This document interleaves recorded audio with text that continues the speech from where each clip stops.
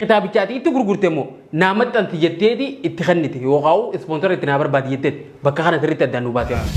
أتمو وانسي دبل منقبضو أني دون الرقبو منقبو أتمو مكاكي خنا دبدا جيني تين دبجا توري خانو مرة تفكات جدا واني كتاب نكوني مرتقوتو بري إرجعتي بري تي أكمتي مرتقوتو بري مالك هيرو تك تك مالك إني نرد إرجما توري سجرا مالك أوتا سني نمو أكاني ناني كيسا بليسة تاو يعني قدامو دفع كتاب خنا وليقلتي تتتو ديغميمو واداتي بقال تنقوتو ددبيمو مال الراهي كتاب نخي يتي أتيسو دفتي إن اللين بيكم مودا في مالي كتاب يترام فرد نوان جو حالو خنا مال تفيد قرشي قمد بشنا كسين دب يو وليمت تنسينين عن ججات ري غروب مو يغا ولا غري ولي دبجات ري مال جن بوده ويانين غتي دابتا خنا غافچو دافي لما فاكسي ولي غلو قمنا جون إني سبب براد يسي عصو بروتي وان دبرني سناقات الرب علمي أبان نفوسي سي جنان يو القبرارو بي سديسي أنونيم فودا يو القبرارو بو باتي هاتيتوني باتي يو أنكي يتو مرتي سررتي وليقل أكما نما ياتي سيخنيتي سيخنونين دندا كارشي أنغانا نافخفلتا خداب جمو مكاخيتي متنبتا واني جتني إرى وليقل تنغتين دابتا نيرا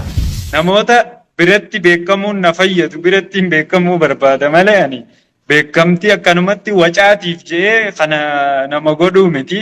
wanni kun natti bu'uudha eenyummaa kiyya balleessuudha waan juufin akkaaniin qooda kiyya ta'e dubbachuu eegalee jechuudha. Sababnummaan kitaaba sammuu teetiin itti dhiphattee yeroo dheeraas irraa fudhatee sammuu tee cuunfitee qalamatti jijjiirtee xalayarra barreessite kana fuutee nama biratti geessituuf maal ture? Akkuma inni ganama kana liivii takka irratti kaasaa ture naannoo qarshii 40,000 takka kana ergee ni jira. Qarshii 100,000 kanneefiitiin riisarchii naa hojjete inni kajuuf ammoo 100,000 kana kanneen qabu namni nu jidduu tures ni jira guyyaa 40,000 ergu kana jechuun namaatu haasa'aa ture. Namni hoggansi magaalaa takka bulchu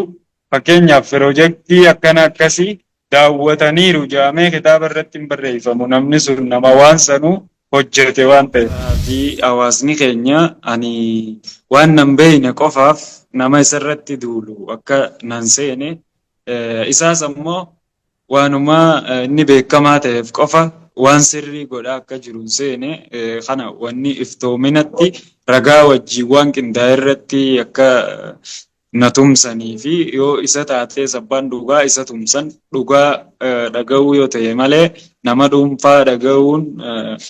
sirrii miti je'eetiin hawaasaa dhaamuu barbaada. Hawaasni nu adda beekaa wanti ammoo gama kana hawaasaatti waan kanaaf